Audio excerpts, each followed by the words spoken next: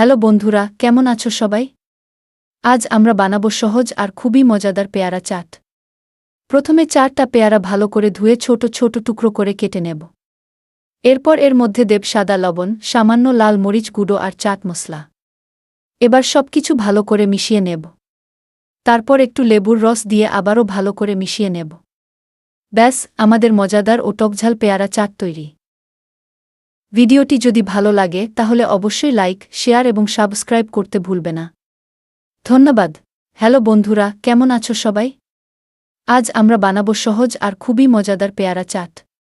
প্রথমে 4টা পেয়ারা ভালো করে ধুয়ে ছোট ছোট টুকরো করে কেটে নেব। এরপর এর মধ্যে দেব সাদা লবণ, সামান্য লাল মরিচ গুঁড়ো আর চাট মশলা। এবার সবকিছু ভালো করে মিশিয়ে নেব। তারপর একটু লেবুর রস দিয়ে আবারও ভালো করে মিশিয়ে নেব। ব্যাস, আমাদের মজাদার ও টকঝাল পেয়ারা চাট তৈরি।